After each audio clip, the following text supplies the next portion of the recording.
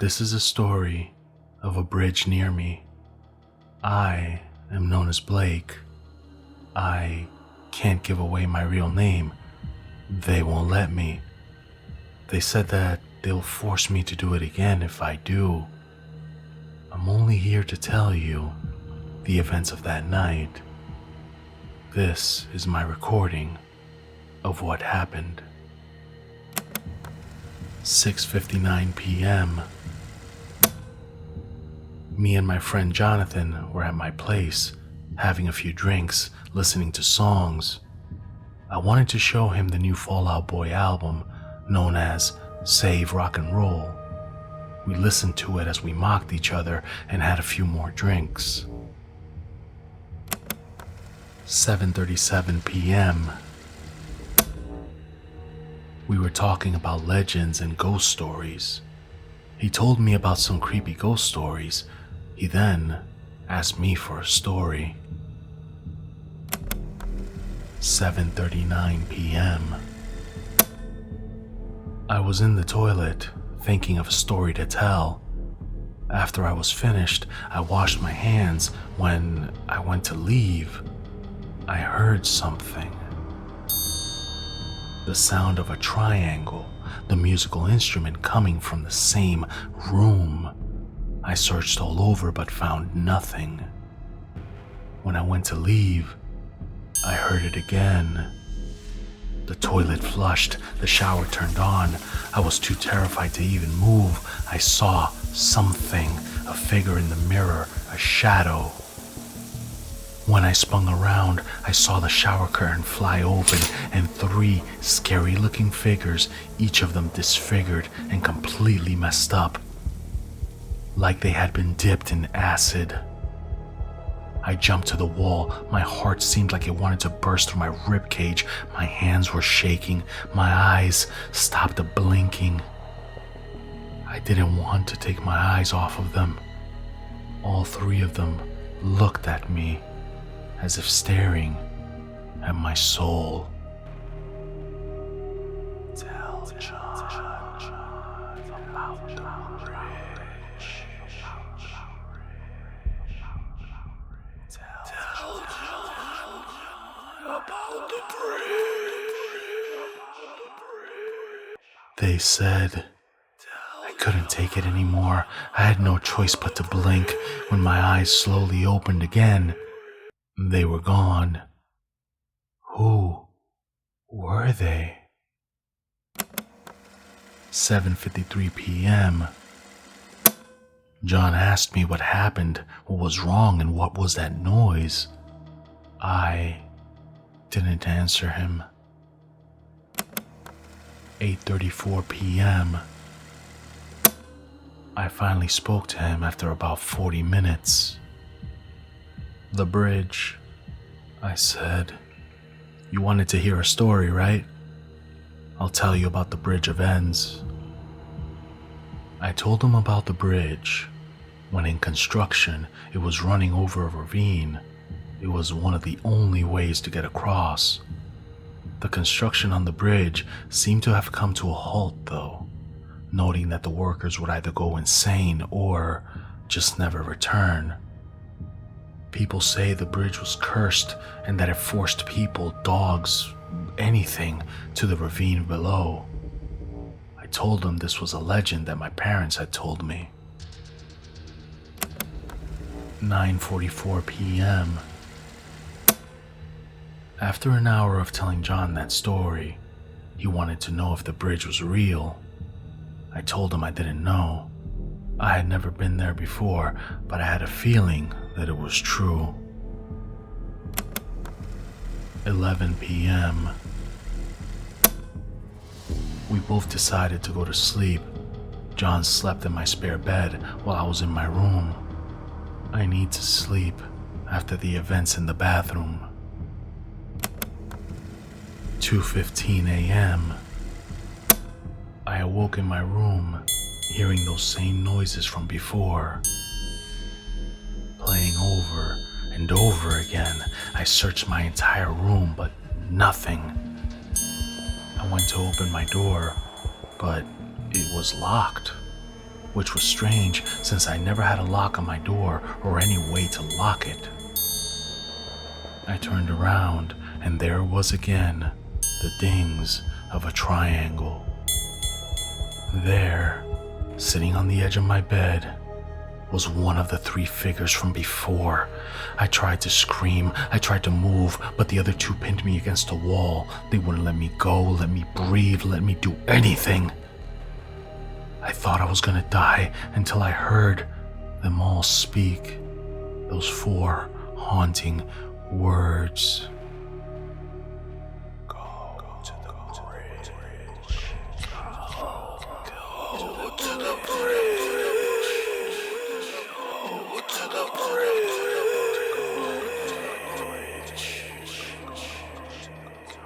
Over and over and over, all I heard were those words, "Go to the bridge." Like on repeat, the voices sounded twisted and demonic, yet condescending and controlling. I feared for my life. 2:22 a.m. I woke John up and asked him to come visit the bridge with me. He questioned my motives, but I made it up, saying I was curious. I was thinking about the bridge. Why the bridge? If I were to die, why not just kill me when I was sleeping? Those figures. I stood there in shock. John asked me what was wrong, but I just told him I had a lot on my mind. 2:46 a.m.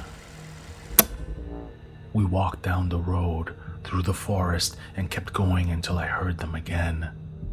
I heard the ding of a triangle, but it sounded distant, as if it was calling to me, wanting me to follow its soothing melody. I took John towards the sound of the triangles, waiting to see what craved me. There, we saw it. We saw the bridge. 2:57 a.m. We stood at the foot of the bridge, staring at it. Holy crap, the bridge is real, Blake. It's really real. What about the story, though? He questioned me. I couldn't speak. I couldn't move. All I could hear were those three voices coming from the end of the bridge. I began walking over it. 3:02 a.m. I was staring down at the ravine. I had no idea what was down there. I just heard two menacing words, the words that scared me to death, the words that haunt me still. Feed us. Feed us. Feed us. That was only the first night. 12:35 p.m. I finally woke up in my house. I had no idea how I got here. I checked my phone and saw I had 4 missed calls, all from my girlfriend Ellie. I rang her back and sat up and started to speak to her, asking her how she was. She wanted to come over, and I said sure. When she hung up, I got dressed and turned on my TV. It was on the news. The reporter mentioned that someone was missing. Jonathan Ellis, my friend, has been missing for 3 days. 2:39 p.m.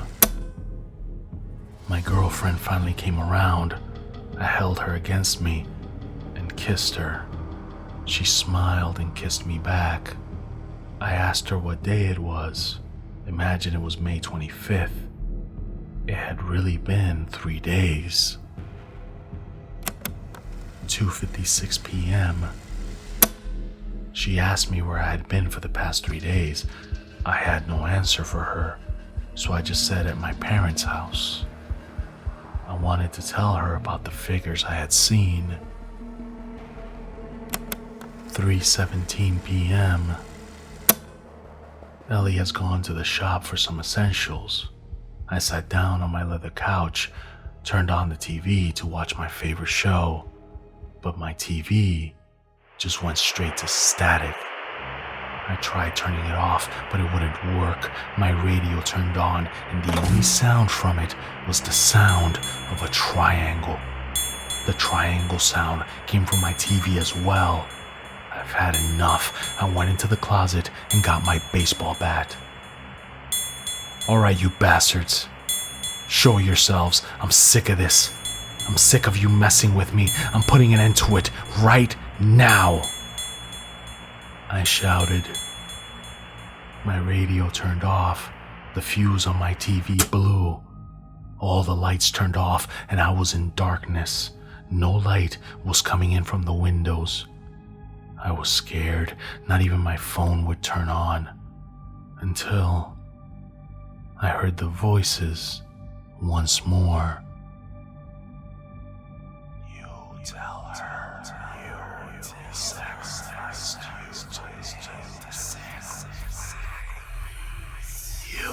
tell her we sacrificed to him. You tell her you sacrifice. I started swinging my bat around, but to no avail. To who? Who are you talking about? I kept swinging, but the bat got taken from me. One of the faces was right in front of me now. Its crooked teeth, its wide, unblinking eyes, and its sharp and twisted nose. His name is for another.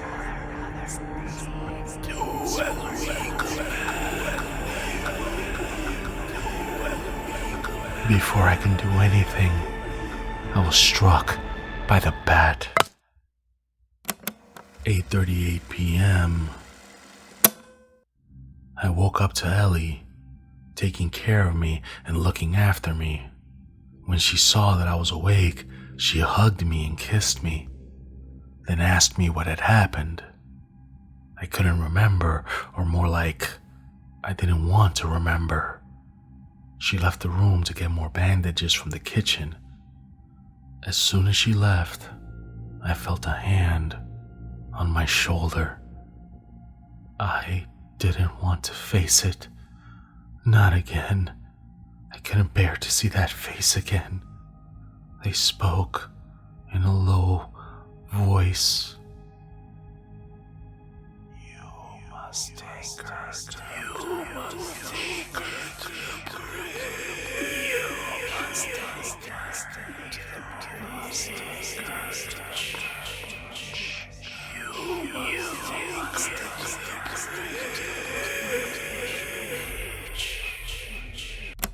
10:35 p.m.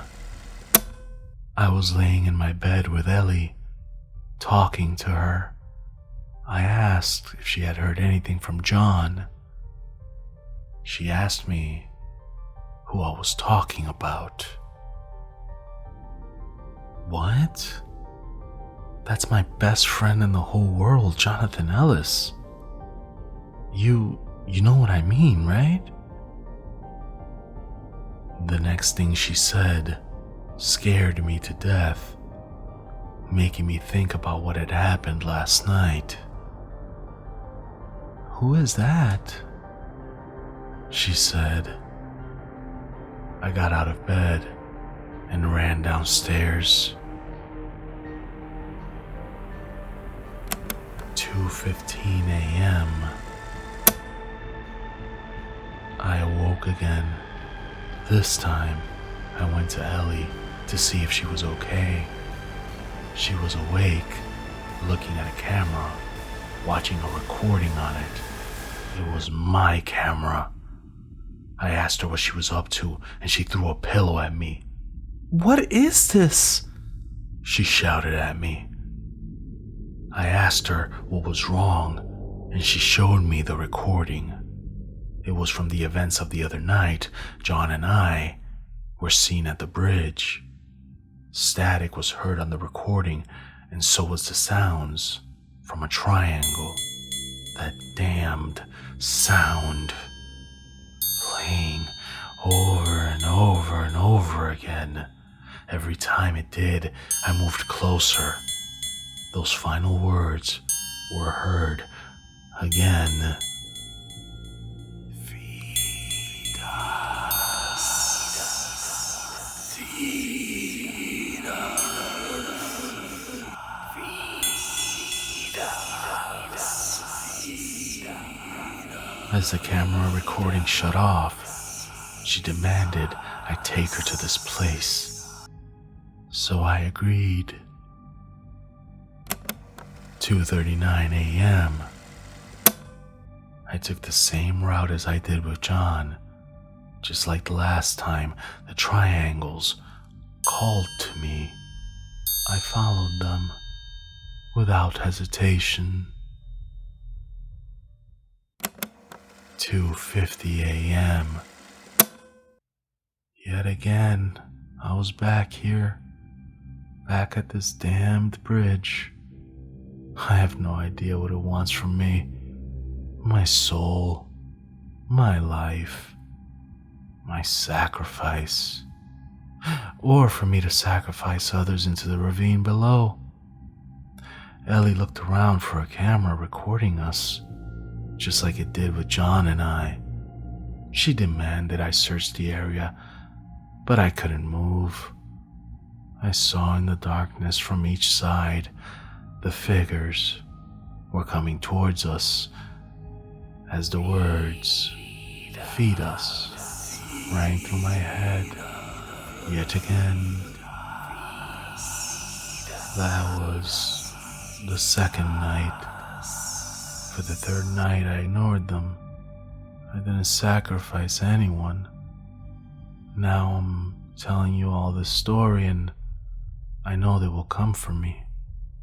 They will sacrifice me to the Bridge of Ends. This may be the last time you hear from me. I can hear the triangle getting closer to me, so I'm cocking my gun. Both my friend and my girlfriend have disappeared from this world, and now it's my turn. My only chance to end this. I'm switching the recording off now. The triangle sound, it's right outside.